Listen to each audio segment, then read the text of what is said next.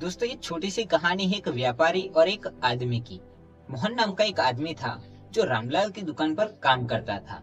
मोहन बहुत अच्छा, ईमानदार और मेहनती इंसान था। रामलाल भी बहुत अच्छा व्यापारी था। दोनों एक दूसरे से बहुत खुश थे और सब कुछ बढ़िया चल रहा था। लेकिन एक दिन मोहन ने रामलाल को बिना बताए ही छुट्टी ले ली। तो रामलाल परेशान हो गया और सोचने लगा कि आखिर क्या बात होगी जिसकी वजह से मोहन ने बिना बताए ही छुट्टी ले ली। क्या कहीं पैसों की दिक्कत तो नहीं है?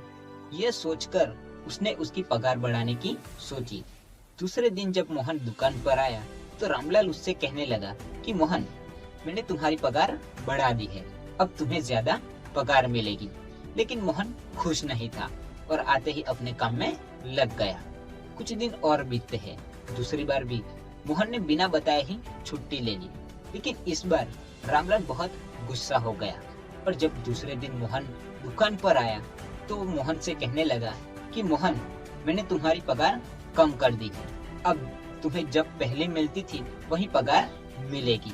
लेकिन मोहन दुखी नहीं था। तो ये देखकर रामलाल ने उससे पूछा कि मोहन, आखिर बात क्या है? जब मैंने तुम्हारी सैलरी बढ़ाई थी तब भी तुम खुश नहीं थे और आज कम कर दी है तभी तुम दुखी नहीं हो, मतलब बात क्या है? तो मोहन ने बहुत ही खूबसूरत जवाब दिया। वो कहने लगा कि जब मैंने पहली बार छुट्टी ली थी उस दिन मेरे घर बेटी का जन्म हुआ था।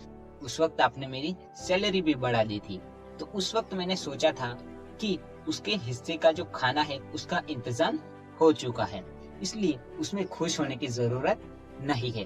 लेकिन जब मैंने दूसरी छुट्टी ली उस वक्त मेरे पिता का देहांत हो गया था और आपने मेरी सैलरी भी कम कर दी है।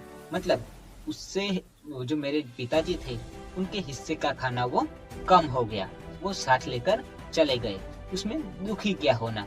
ये सोचकर जो रामलाल था उसने मोहन को गले से लगा लिया और उसकी आंखों में पानी आ गया। दोस्तों, इस छोटी सी कहानी का सार यही है कि जीवन में हम खुशियां बाहर ढूंढते हैं, लेकिन खुशियां तो हमारे अंदर ही है। अगर ऐसा होता कि खुशियां बाजार में मिलती तो हर एक इंसान उसे खरीद लेता, लेकिन ऐसा नहीं है।